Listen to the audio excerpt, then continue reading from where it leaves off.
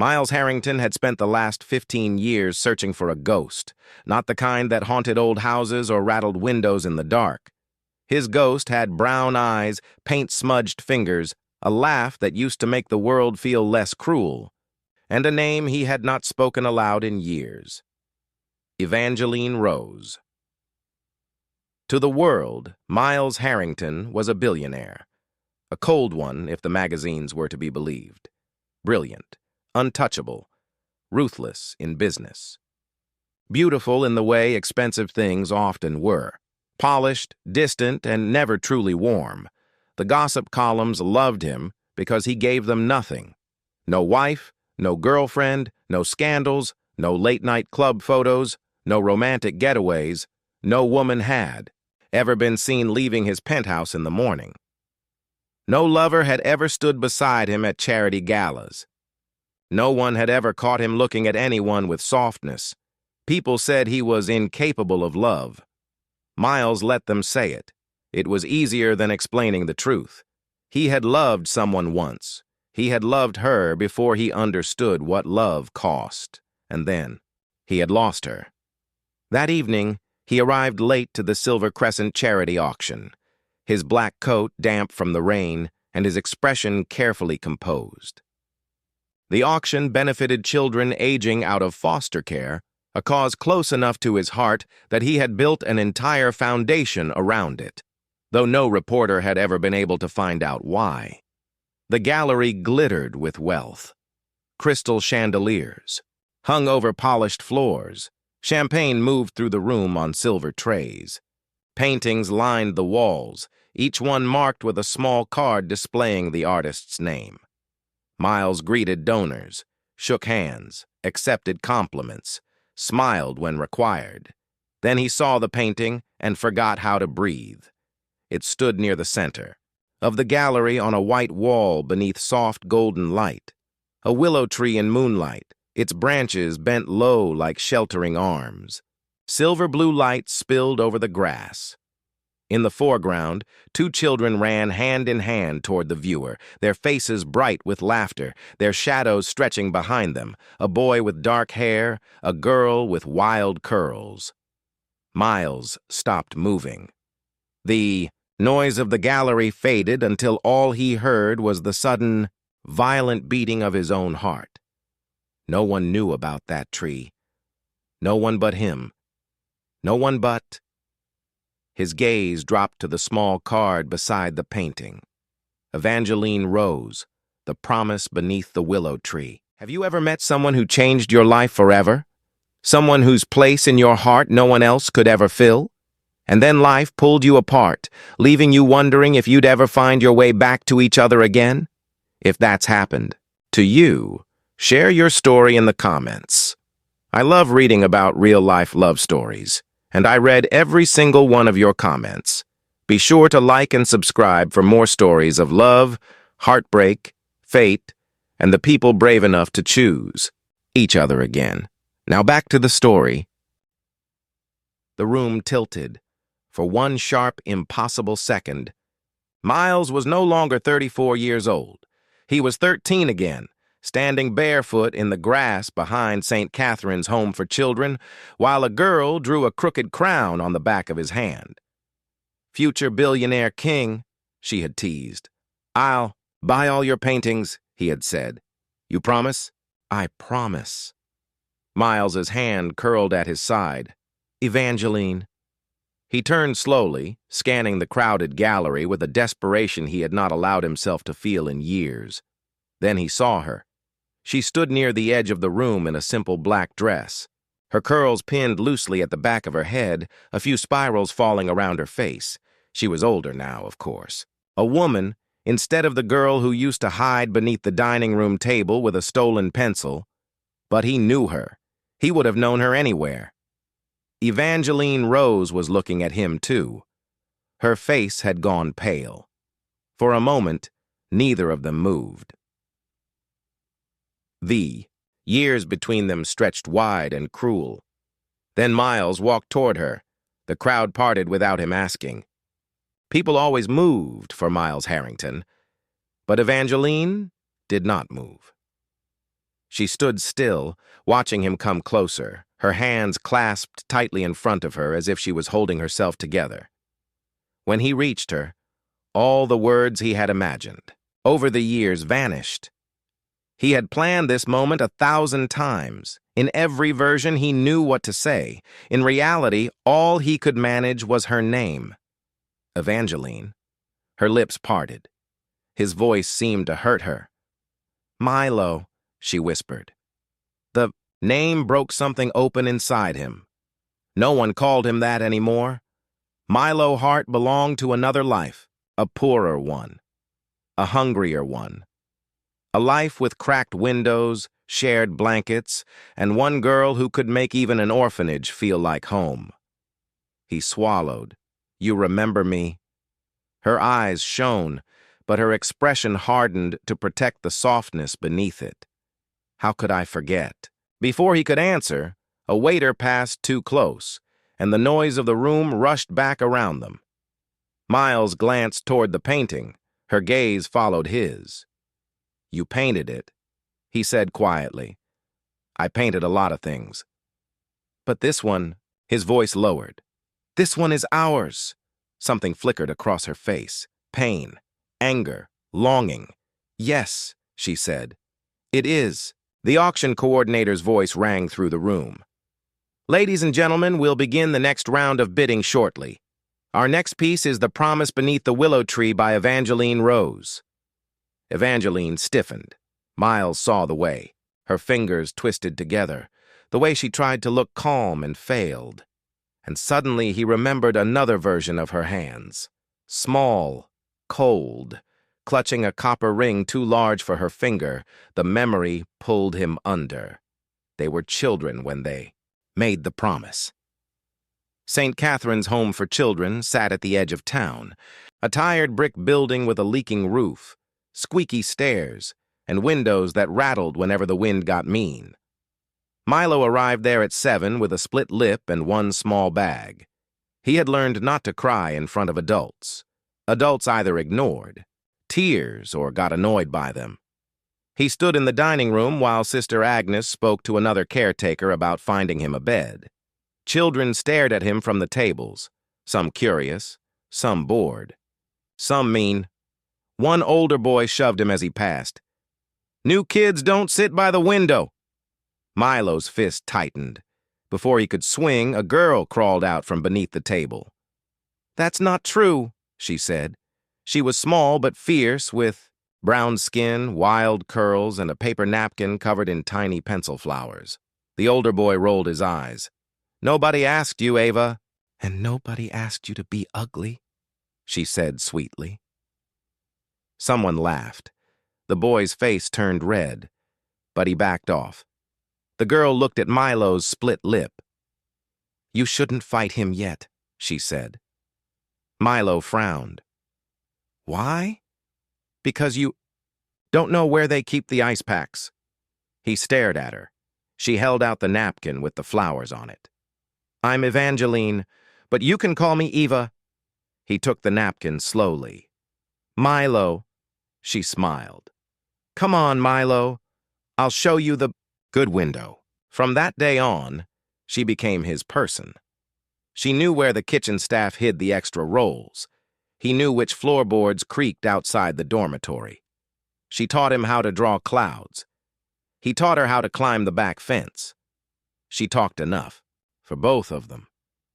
He listened like every word mattered, behind the orphanage. Beneath the old willow tree, they made a world that belonged only to them.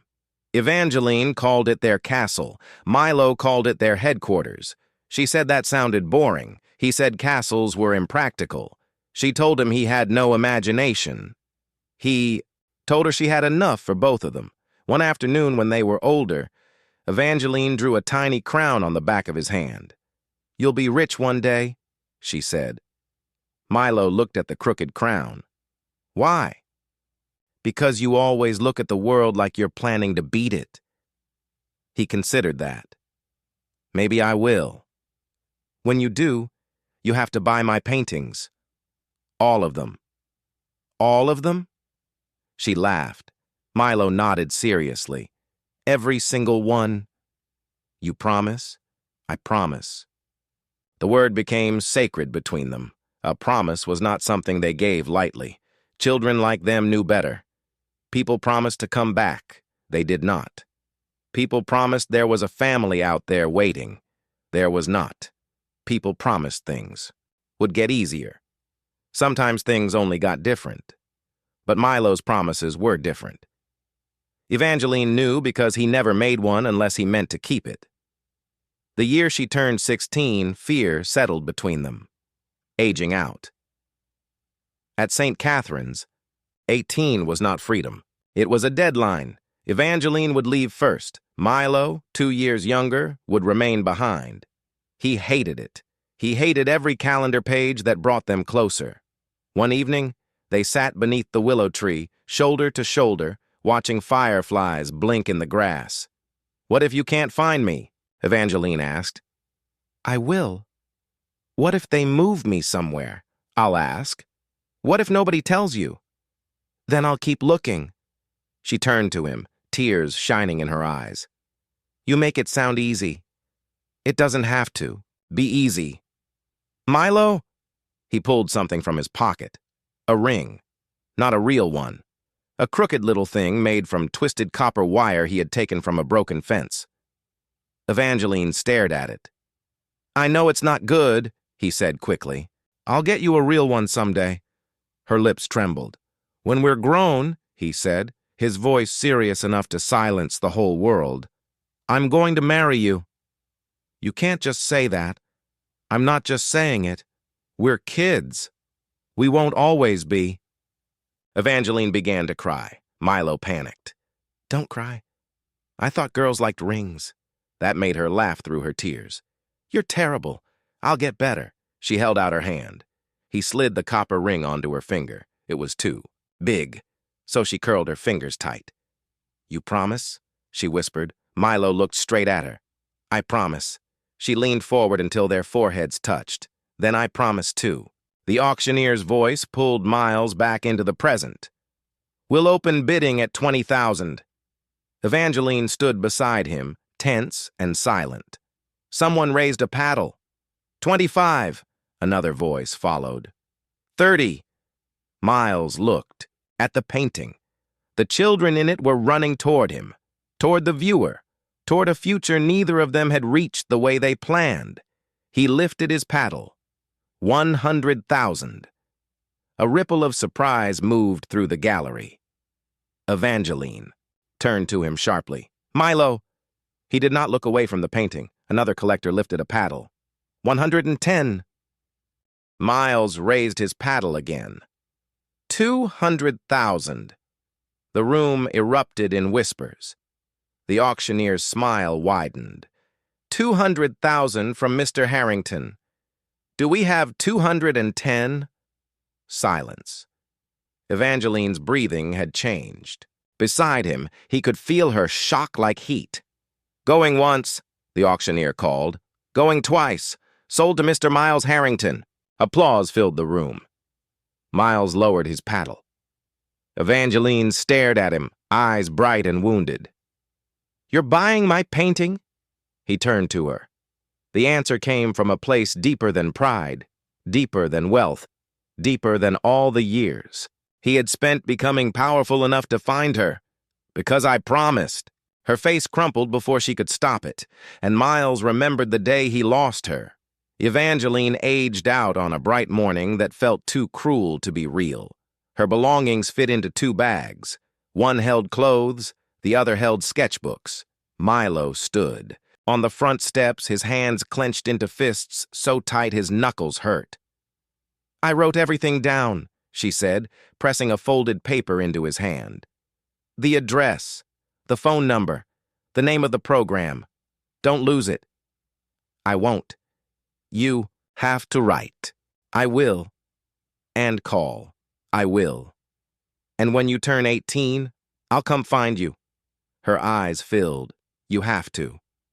"I know." The van driver called her name. Evangeline hugged him so hard he could barely breathe. But he held on tighter. "You promised," she whispered. "I know." Don't forget me. Never. She climbed into the van. As it pulled away, she pressed her palm to the back window. Milo ran after it until his lungs burned, until the van turned the corner, until she was gone. That night, he slept with her, a dress beneath his pillow. The first letter came back. Return to sender. He wrote another, and another. Each one came back. The phone number stopped working. The program closed. No one knew where Evangeline had been sent. When he asked the staff, they gave him sad looks and useless apologies. By the time Milo aged out 2 years later, St. Catherine's was closing too. Records were boxed, staff scattered, children transferred. He searched every file he could find. Nothing. Evangeline Rose had vanished. But what Milo never knew was that Evangeline had tried too. Her transitional housing program closed after 3 weeks. The girls were moved without warning. Mail disappeared. Phone access changed. The number she had given him went dead. She wrote letters to St. Catherine's. No reply. She saved bus money for months to return. When she finally reached the orphanage, the windows were boarded and the gate was chained shut. Evangeline stood outside the fence with the copper ring hanging from a string around her neck. "Milo," she whispered. But the wind was the only thing that answered. Present-day Evangeline turned away from Miles and walked quickly toward the balcony doors. He followed her, but not too closely. Outside, rain silvered the city. She gripped the railing and bowed her head. Miles stopped a few feet behind her. "I looked for you." He said softly. She laughed once, broken and bitter. "So did I. I wrote too. Every letter came back. So did mine." The silence that followed was full of ghosts. Evangeline turned around. Her eyes were wet now. "I thought you forgot me." Miles shook his head slowly. "No. I thought maybe you found a family, a real one. Maybe you changed your name and your life and decided not to look back." "I changed my name because I hated being helpless," he said. "Not because I forgot who I was." Her lips parted. "Miles Harrington," he said quietly, "is the man I became because Milo Hart couldn't find you." A tear slipped down her cheek. He reached into his jacket and pulled out a small velvet box. Evangeline froze. Miles opened it. Inside lay the copper ring. Old, bent, imperfect. Her breath caught. "You kept it?" "I found it after you left," he said. "You dropped it near the steps. I've kept it ever since." Her hand moved to her chest. "I thought I lost it forever. I thought keeping it meant I would find you one day." Her tears fell harder. "You became a billionaire," she whispered. "I said I would." She let out a shaky laugh. "You always did take things too seriously." His mouth softened. "Only promises." For a moment, the years thinned between them. Then Evangeline looked away. "I don't know you anymore. I know, and you don't know me. I want to." She closed her eyes. "I'm not the girl under the tree." "No," he said. "You became the woman who painted it." That broke through something in her. Her shoulders shook once. Miles wanted to hold her, but he did not move without permission. He had lost her once because the world took away their choices. He would not take hers now. After a long moment, she whispered, "Lydia is sick." Miles went still. "Lydia from St. Catherine's?" Evangeline nodded. "She found me outside the old gate after I went back looking for you. She took me in. She's my family. What does she need?" Evangeline's gaze sharpened. "No," he understood at once. "I'm not trying to buy my way back into your life. You just spent $200,000 on my painting." "Because I promised," he said again. "Not because I pity you." She looked at him for a long time. Then she said, "I don't want to owe you." "You don't." That's easy for rich people to say. Miles accepted the hit. "You're right. That surprised her. He stepped closer, still careful. I can't pretend money doesn't change things. It does. It changes everything. It opens doors that should have never been locked in the first place. I won't insult you by pretending otherwise. Evangeline's anger softened into confusion. But if Lydia needs help, he continued, let me help through the foundation. Properly. With paperwork. With your permission. Not as charity thrown at you, as support she qualifies for. Her voice was small. Why? His eyes lowered to the copper ring. Because when we were children, she used to give us extra bread. Evangeline covered her mouth. And because she took care of you when I couldn't. The rain tapped softly against the balcony glass. Evangeline looked at him like she wanted to trust him and hated how much that scared her. I can't forgive you tonight, she said. I'm not asking you to. I can't go back to being who we were. I know. I don't know if this is fate or just a cruel joke. Miles closed the ring box, then let me prove it slowly. She stared at him. How? Coffee, he said. She blinked. He almost smiled. Dinner felt too ambitious. A laugh escaped her, small and unwilling. His chest tightened at the sound. He had missed that laugh for half his life. Coffee, she repeated. Just coffee. And no buying the cafe. I make no promises? Milo, his smile softened. I promise. This time the word did not hurt. Not as much. Over the months that followed, Evangeline learned Miles Harrington in pieces. She learned he drank coffee black because he had spent too many years too busy to notice taste. She learned he still hated peas. She learned he slept badly. She learned he funded programs for children aging out of care because he knew exactly how easily the world forgot them. She learned he had searched for her for years, not casually, not occasionally, but with the kind of stubborn devotion only Milo could have carried. Miles learned Evangeline in pieces, too. He learned she painted when she was angry. He learned she hummed when she was focused. He learned she pretended, not to be tired when Lydia had bad hospital days. He learned she had built a life out of scraps and still somehow made it beautiful. He did not rush her. He wanted to. God, he wanted to. But he did not. Instead, he sat in her studio while she painted. He reviewed contracts when she asked. He visited Lydia and allowed the older woman to scold him for being too thin, too serious, and too rich to own such ugly shoes. My shoes are Italian, he said.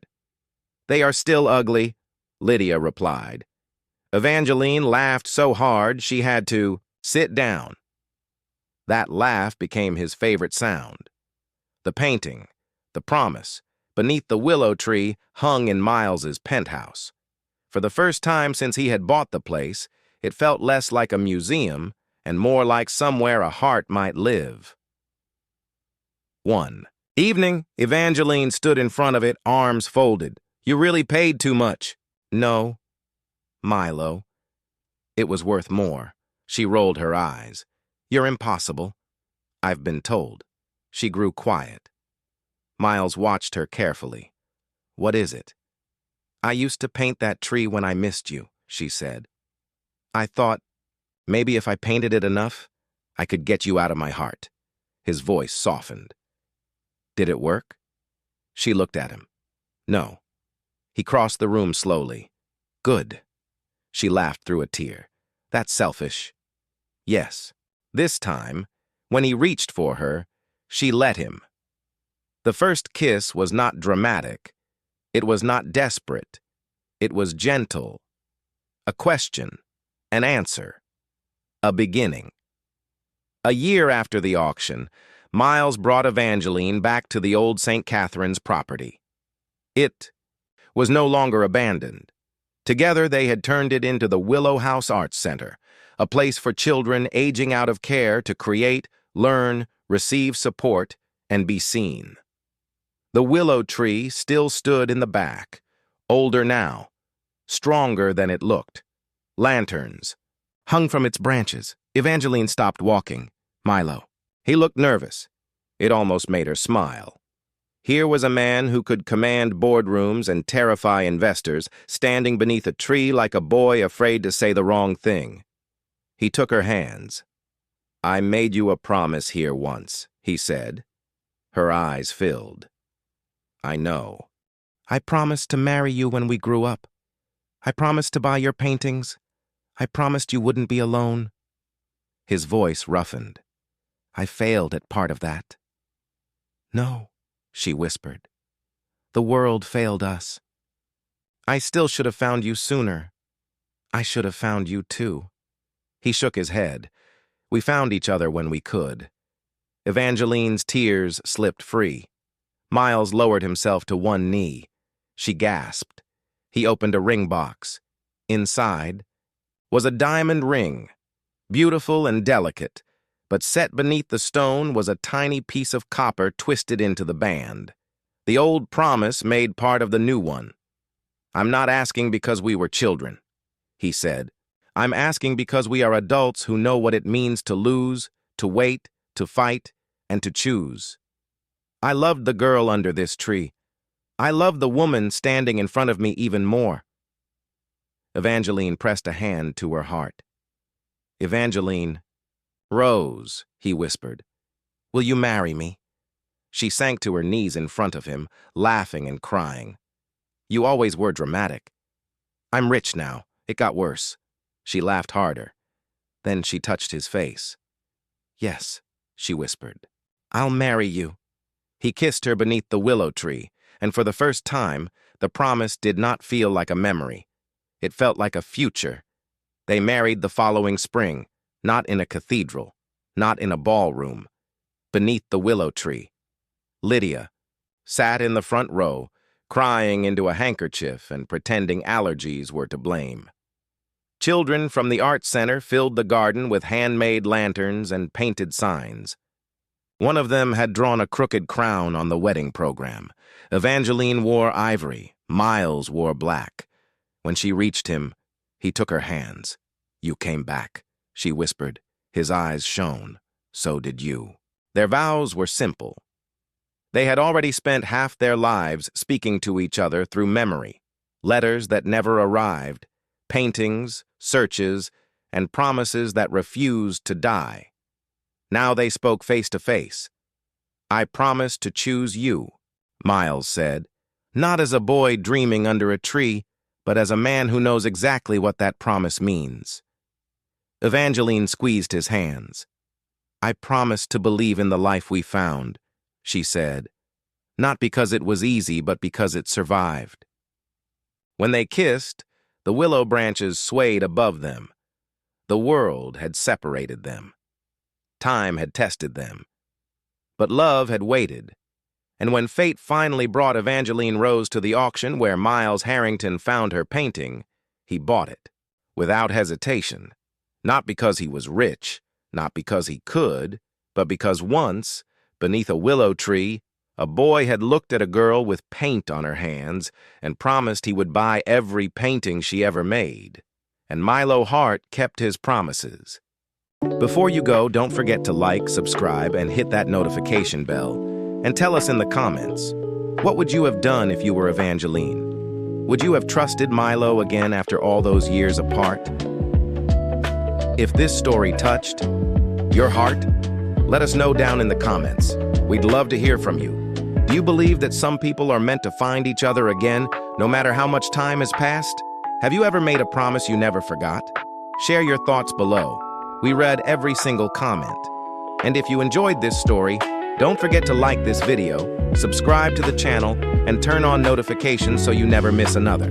Heartfelt romance filled with second chances, unforgettable promises, and happily ever afters. Until next time, remember, love doesn't always arrive when we expect it to. Thank you for watching, and we'll see you in the next love story.